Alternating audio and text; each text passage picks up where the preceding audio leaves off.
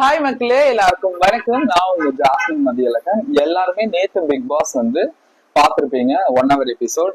அதுல என்னென்ன விஷயங்களை டீகோட் பண்ணலாம் அப்படின்றது தான் நம்ம இந்த வீடியோல பேச போறோம். ஸோ இது Bigg Boss season 9 Day 3 review. என்ன அப்படின்னு சொல்லி பாத்தீங்கன்னா 3 விஷயத்த பேச போறோம். ஒண்ணு இந்த கண்ட்ரி ப்ரூட் பிரச்சனை, செகண்ட் ஒன் கலையரசனை சும்மா வச்சு செய்ய போறோம், மூணாவது இந்த கண்ணாடி மேட்டர். இந்த 3 மட்டும்தான் நம்ம பேச போறோம். ஃபர்ஸ்ட் இந்த கண்ட்ரி ப்ரூட். காலையில இருந்தே நம்மளோட ரம்யா ஜோ என்ன பண்றாங்க அப்படின்னு சொல்லி பாத்தீங்கன்னா காலையிலேயே டிசைட் பண்ணிட்டாங்க. சோ எப்படி இருந்தாலும் இன்னைக்கு விஜய் பாரு மற்றும் திவாகர்களை தான் நம்ம டார்கெட் பண்ண போறோம் அப்படின்றத அவங்க காலையிலேயே டிசைட் பண்ணிட்டாங்க. சோ அதுக்கு தகுந்த மாதிரியே அவருக்கு கூப்பிட்டு வேலை வாங்குறாங்க. வேலை வாங்கிட்டு இருக்கும் போது அவரு இனிஷியலாவே சொல்லிட்டாரு, இது ஒரு பிரெஞ்சு படத்துல வர காமெடி மாதிரி, பிரெண்ட்ஸ் படத்துல வர காமெடி மாதிரின்னு சொல்லிட்டு நம்ம கண்ட்ரி ப்ரூட்னு சொல்லிட்டு தான் அவர் வெளியே வந்தாரு. அது ஒரு நக்கல் துணியோட ஒரு சிரிச்சுக்கிட்டே சொல்லிட்டு தான் வெளியே வந்தாரு.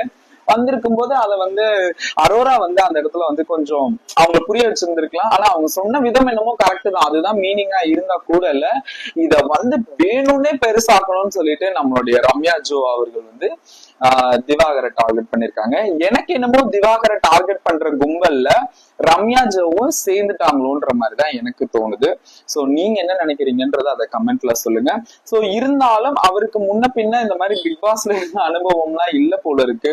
சோ நடிக்காம நம்மளும் சில இடங்கள்ல தடுமாறுவோம் இல்லையா?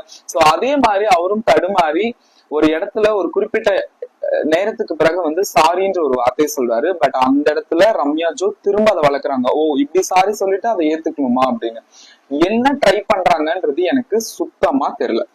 இதுக்கு இடையில அந்த வார்த்தைய கெட்ட வார்த்தையா ப்ரொஜெக்ஷன் பண்றதுக்கு பிரவீன் அவர்கள் ட்ரை பண்றாங்க. நம்ம விஜய் பாரு அவர்கள் இல்லப்பா அமைதியாரு, இது உன்னோட இடம் கிடையாது, நீ கம்மனு, நீ எக்ஸாஜரேட் பண்ண ட்ரை பண்ணாத அப்படின்னு சொல்லிட்டு நம்ம விஜய் பாரு அந்த இடத்துல அவங்கள ஸ்டாப் பண்ணிட்டாங்க. ஆனா இந்த சண்டை எப்படி மாறுது அப்படின்னா, இவங்க திவாகர் சண்டையா, நம்ம எல்லாம் உடனே உள்ள வரலாம் அப்படின்னு சொல்லிட்டு விஜய் கேமி உள்ள வராங்க. அடுத்து பிரவீன் அவர்கள் உள்ள வராங்க. அடுத்து எஃப்ஜே உள்ள வராரு. அதுக்கு அடுத்து கமருதீன், இவர்கள் எல்லாருமே உள்ள வராங்க. இவங்களுக்கு எல்லாருக்கும் ஒரு மனுஷன் எவ்வளவு தூரம் ஈடு கொடுக்க முடியும்? நீங்க என்ன பேசுறீங்கன்றது எனக்கு புரியல. நான் ஏன் திவாகருக்கு சப்போர்ட் பண்றேன் அப்படின்றத தெளிவா புரிஞ்சுக்கோங்க. அவர் மேல இருக்கிற ஒரு நெகட்டிவிட்டி காரணமாவே இவங்க எல்லாரும் சேர்ந்து அவரை அட்டாக் பண்றாங்களோ அப்படின்ற மாதிரி எனக்கு ஃபீல் ஆகுது. விஜய் கெமி மற்றும் ரம்யா ஜோ பண்றது எனக்கு சுத்தமா பிடிக்கல. So irritated.